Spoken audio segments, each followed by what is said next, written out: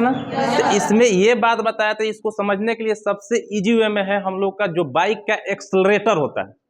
अगर हम क्या कर रहे हैं कि उसको एक्सलेटर ले रहे हैं, तो देखिएगा जैसे ही एक्सलेटर लेंगे तो उसके वेग में क्या होगा, चेंजिंग होगा, ठीक है ना, और वो भी किसी समय पर होगा, ठीक है ना। तो इसलिए यहां पर हम बताए हैं कि इकाई समय में वेग में परिवर्तन की दर को क्या कहते हैं हम लोग, त्वरण यानी एक्सलरेशन कहते हैं।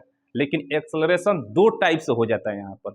अगर हम किसी को वेग में अगर क्या कर रहे हैं, वृद्धि कर रहे हैं, तो वहां पर हमारा त्वरण क्या होगा, पॉजिटिव यानी धनात्मक होगा।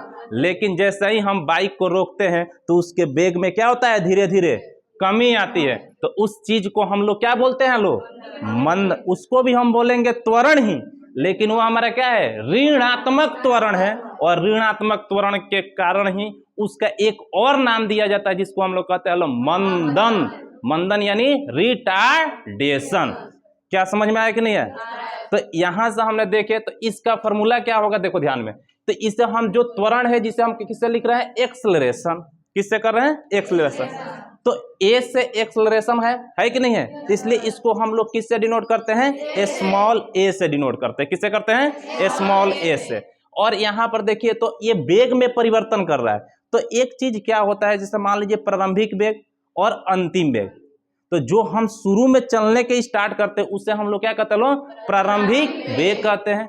और जो हमारा जहां डेस्टिनेशन पर जाके रुकते हैं वो हमारा क्या होता है, अंतिम वेग होता है। क्या होता है, अंतिम वेग होता है कि नहीं। तो इन दोनों के बीच में जिस समय में अंतर आता है उसी को वेग का क्या बोलते हैं, परिवर्तन बोलते हैं। बात समझ। इसलिए ए बराबर क्या हो जाएगा हम लोग का, u minus v minus you by T होगा। क्या हो जाएगा, v minus you by T. v हमारा क्या हो जाएगा, अंतिम वेग, u हमारा क्या हो जाएगा, प्रारंभिक वेग, और t हमारा क्या हो जाएगा, समय। किसी को डाउट है, नहीं बड़ी, कोई डाउट नहीं ना है। तो इसी अकॉर्डिंग हमने ये क्वेश्चन करा दिया है, कोई डाउट है? अब इसके बाद क्या होता है, गति के 3 समीकरण होते हैं। कितने समीकरण होते हैं, 3।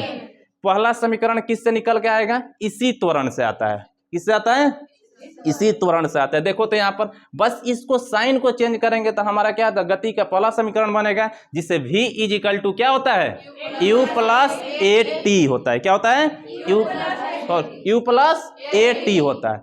ऐसे ही हम यहाँ पे देखें दूसरा समीकरण क्या होता है, s is equal to u plus half a t square होता है। और हमारा थर्ड समीकरण क्या होता है, u स्क्वायर इक्वल टू। लेकिन समझने योग्य बात तो ये है इसमें कि कौन सा समीकरण कहां पर फिट बैठेगा, देखा जाएगा ना। तो अब यहां पर देखेंगे अगर 4 चीजें दिया रहेगा, कौन कौन सा चीज है, तो अगर हमारा प्रारंभिक वेग, अंतिम वेग, त्वरण और समय, तो कौन सा लगाएंगे, पहला।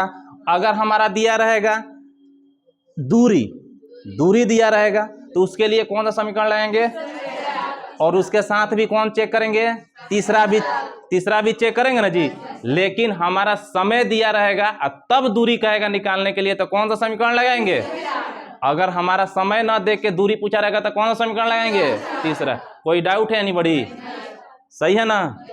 इसी तरह से हम लोग एक एक क्वेश्चन इस पर करके निकलेंगे। लोग बात समझ में आया कि नहीं, एक एक क्वेश्चन किया जाए उसके बाद ऑटोमेटिक ये क्या हो जाएगा, आपका ट्रांसपेरेंट हो जाएगा, यानी कैसे हो रहा है, कैसे इस फॉर्मूला को हम लोग यूज कर रहे हैं। बात